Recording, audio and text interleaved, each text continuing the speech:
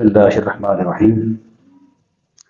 عمومی طور پر ہمارے ہاں مزدور سے متعلق جو کانسیپٹ ہے وہ یہ ہے کہ جو کوئی تعمیراتی کام میں حصہ لے رہے ہیں، گھروں کی تعمیر، سڑکوں کی، عمارتوں کی، یا کوئی مٹی اٹھا رہے ہیں، ریت اٹھا رہے ہیں، بجری اٹھا رہے ہیں، اینٹیں اٹھا رہے ہیں، سیمنٹ اٹھا رہے ہیں، انہیں مزدور کہتے ہیں، یا وزن اٹھا رہے ہیں۔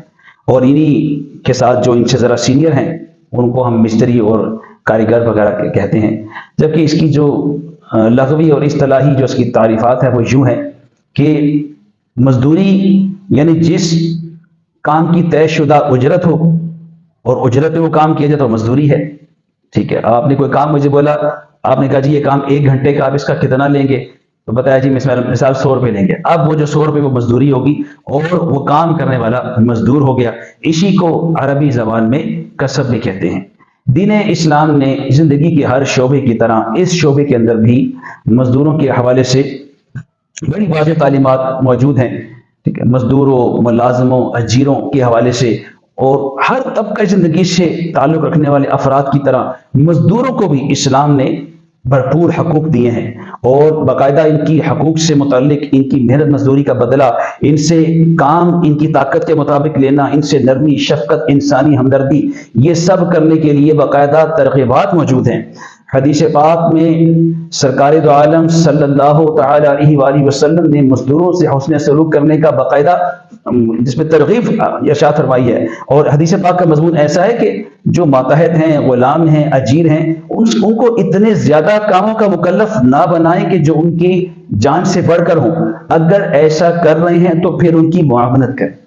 سبحان اللہ، کتنا پیارا اور سنہری اصول ہے۔ ذرا سوچیں، آج کے دور میں اگر صرف ایک یہی چیز امپلیمنٹ ہو جائے تو مزدوروں کا جو سٹیٹس ہے وہ کتنا بحال ہو جائے گا، اور لوگ خوشی خوشی مزدوری کی طرف بھی آئیں گے کہ یار اس میں کتنی عزت ہے۔ پھر فرمایا کہ مزدور کی مزدوری سے کو کام دینے سے پہلے اس کی اجرت طے کر لی جائے، اور حدیث پاک میں اس سے منع کیا ہے کہ آپ نے اجرت طے کیے بغیر اسے کام شروع کروا دیا۔ سبحان اللہ۔ پھر فرمایا کہ مزدور کی اجرت جو ہے وہ دینے میں ڈیلے نہ کرو۔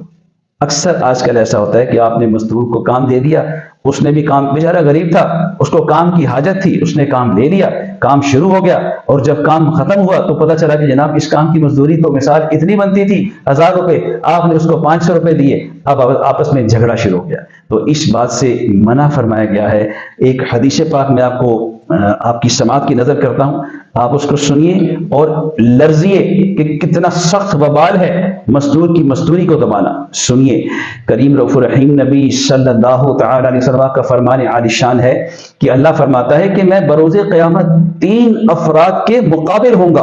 اللہ، پہلی بات تو یہیں پہ سوچیں کہ ایسا ہم میں سے کون سا شخص ہے جو اللہ کا مقابلہ کر سکے۔ اللہ فرماتا ہے کہ میں 3 بندوں کے مقابل ہوں گا۔ ایک وہ جس نے میرے نام پر قسم کھائی، میرے نام پر قسم کھائی، کوئی وعدہ کیا اور پھر عہد شکنی کی، یعنی وعدہ توڑ دیا۔ دوسرا وہ جس نے کسی آزاد انسان کو بیچ ڈالا اور پھر اس کی رقم کھا گیا، استغفر اللہ۔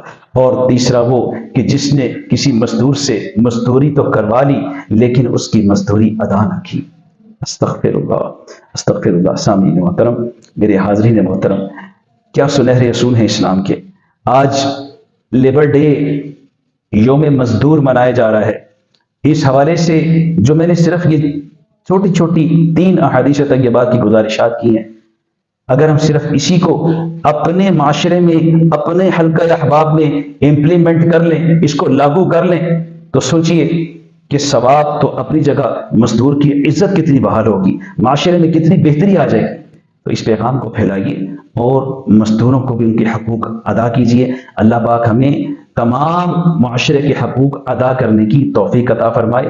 آمین بجاہ خاتم النبیین صلی اللہ علیہ وسلم۔